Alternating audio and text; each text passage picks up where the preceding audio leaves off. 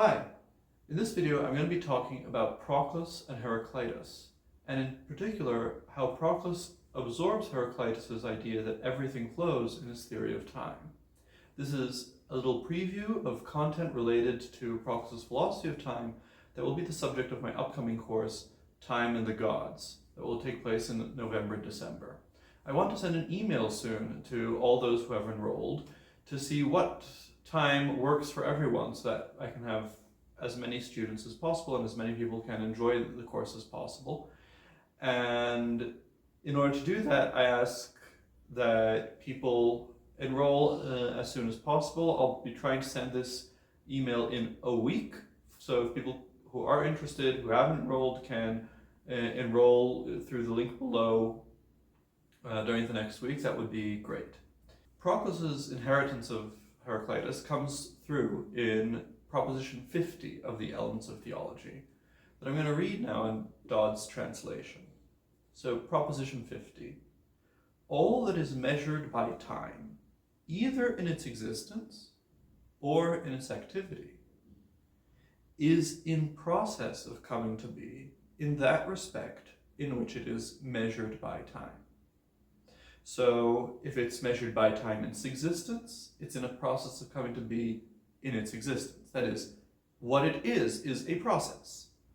And if it's measured in its activity, then what it is then its activity is a process, right?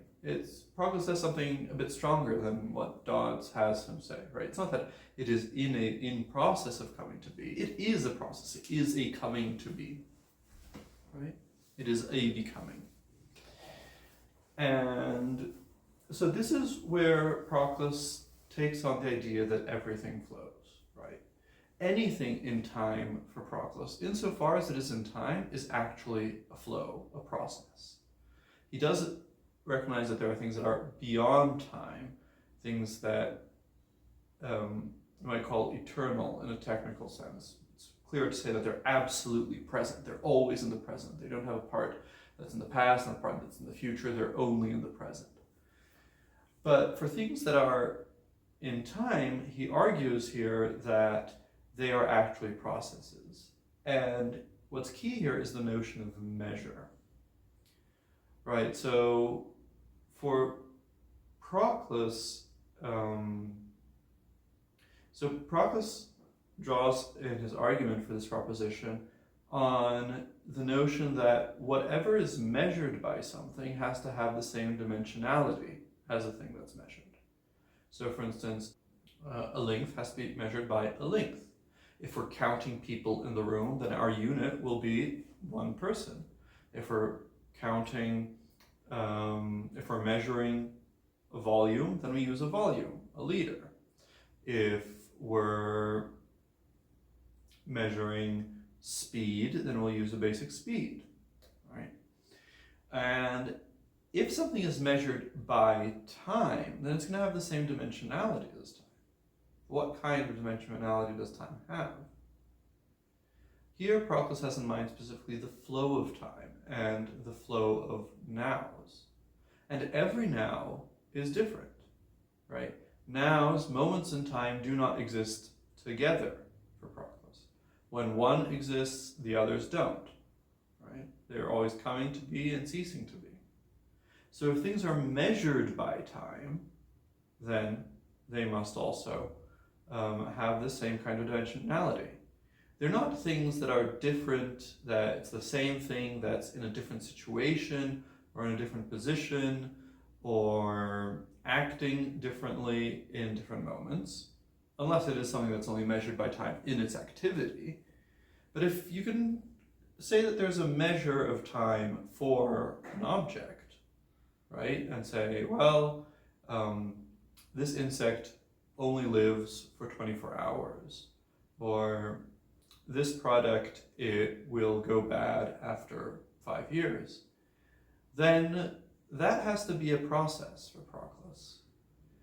Especially because these kinds of measures that we can give to things, that they have, say, a lifespan of so many years, and that this lifespan, they go through daily cycles or monthly cycles, or yearly cycles or some other kind of cycles. These are measures that aren't made after the fact, right? It belongs to the thing that it has a certain quantity, and it will unfold this quantity of existence as it develops in its normal, just by being itself. The measure is a norm. It's not just a posteriori determination, an empirical determination that we make after the fact. So insofar as things have in their existence a certain norm, and this norm is a certain correspondence to the flow of time, that thing that has the flow of time as a norm has to also have the same kind of dimensionality as it.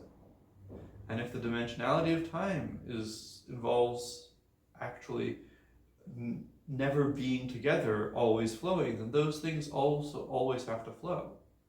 And so this is a rather surprising result, right? So for Proclus, every body is actually a process.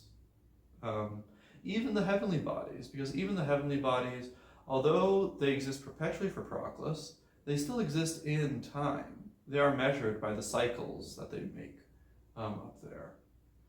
The only real things that endure in this world are the things that are both in this world, so that they have some activities in time, but what they are is always present, is always wholly present. And these are souls. So it's really only souls which are the source of life for individual human beings and individual irrational animals, and which also exist giving life to greater things, heavenly bodies again, the whole elements, species, and so on. But then these are already spiritual and divine souls. Only souls are truly what endures in this world. Everything else just perdures. Everything just passes all the time. Everything else is a process.